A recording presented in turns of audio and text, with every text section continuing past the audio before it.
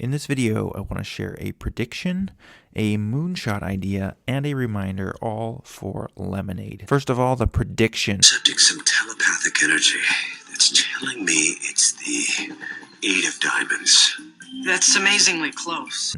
I believe Lemonade will do an analyst or an analyst AI sort of day in the next 12 to 18 months. What's the reasoning or evidence for this, and why is this even important? Let me tell you why. The reasoning or evidence for this goes back to the earnings call of Q1 2022, and I asked management if they would release loss ratios on a product-by-product basis. It would give more granularity to investors and give confidence that Lemonade's underwriting and AI is or can be an advantage as products mature.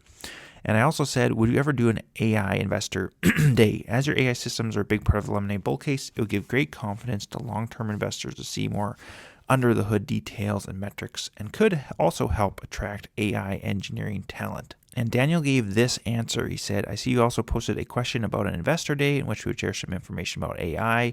And I see these are related questions. So I do expect we will hold an analyst day before too long with the view to sharing a lot more information, both about our AI and about our byproduct loss ratios and perhaps cohort loss ratios. And I've also recently had some discussions with Lemonade management privately, and I've been told they are planning to do an analyst day at some point in the future. They're just waiting for the right timing. So what is the right timing? I'm going to assume it's the next 12 to 18 months, because according to my Lemonade model, probably somewhere around the year 2024, maybe early 2024, they're going to need to raise money. This might not happen, but it seems likely to me they will need to raise some money there. So anything they can do to share more information with investors, give more confidence to investors to promote the stock price between now and early 2024, I think they're going to try and do, including doing an analyst AI day and sharing a lot more information. So why do we care about this analyst day? Well, if I jump back to my say questions, it reveals quite a bit of why this matters. I say, would Lemonade release loss ratios on a product-by-product basis? It would give a lot more granularity to investors and give confidence that Lemonade's underwriting and AI is or can be an advantage as products mature. See, in recent quarters, Lemonade's loss ratio in the past was declining and then had a few spikes with the Texas freeze and then a few more bumps in the road in recent quarters.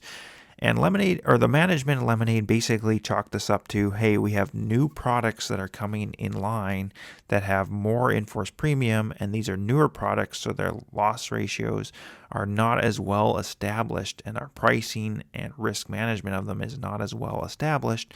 So that's been pushing up the overall loss ratio over time. And this kind of makes sense if you look back at their S1 and then look at their loss ratio there. They show that it has been declining year over year, slowly going down from 161%. I think it was even higher when they're just doing renters insurance. I feel like it was even, they had maybe quarters or part of quarters that were 300%. So that has been coming down.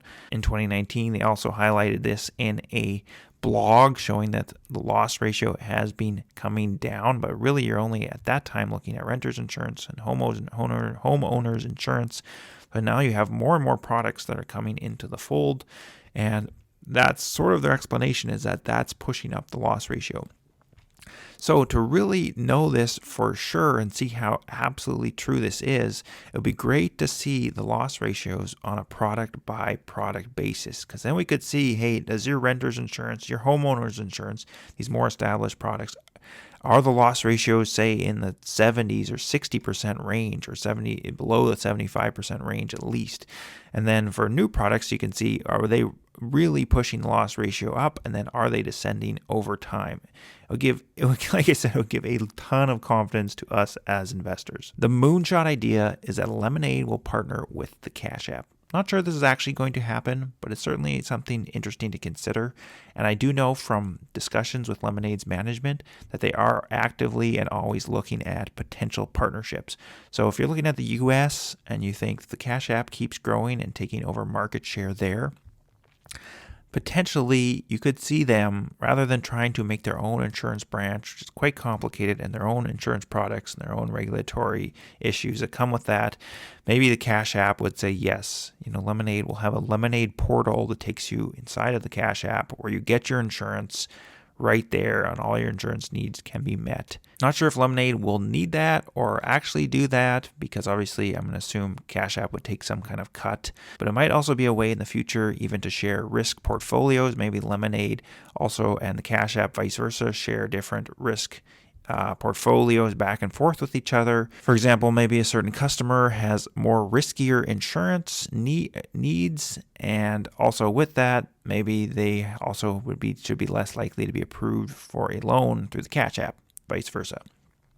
So that is a moonshot idea. I don't know if it will actually happen, or if Lemonade would really need it or want it at this time, but it's certainly an interesting idea to consider. And I want to leave you with one reminder, that is to invest in companies where in hindsight it will be obvious. And by that I mean there are a lot of companies that are massively successful in today's world, and if you think about them from first principles today, or to put yourself in a time machine and go back in time and look at them, you could almost say, yeah, in hindsight it was obvious that a social network like Facebook is going to really take off and be successful. Or a platform like YouTube, where all these people can upload their own content and be incentivized to do so as creators, and people can enjoy and consume that content, that's going to be successful. In hindsight, it's very obvious that was going to be successful. Or if you look about the auto market and you say, yes, there's a massive opportunity to help combat climate change and make better, safer, more enjoyable vehicles that are fully electric, as long as you build the whole infrastructure from top to bottom, including supercharging everything related to the entire supply chain and value chain.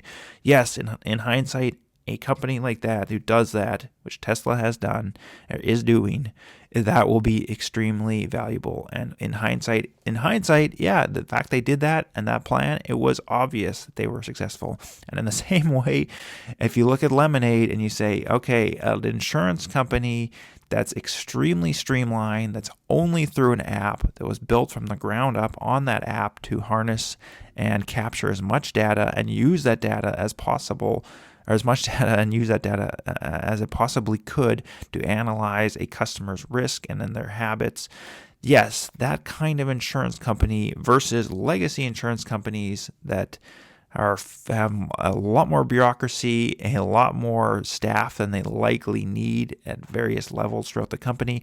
That kind of company is going to have a lot of issues competing with a company like Lemonade. And in hindsight, it will be obvious that Lemonade is going to be successful. At least from all that sort of qualitative perspective, it should be very obvious that a company like Lemonade could be very successful, even though the stock is down, whatever it is, 80-90% from the all-time high. If you enjoyed this, please consider subscribing. You can also follow me on Twitter @PaperBagInvest, or you can also join my Patreon. Thank you so much. And remember, it's in the bag.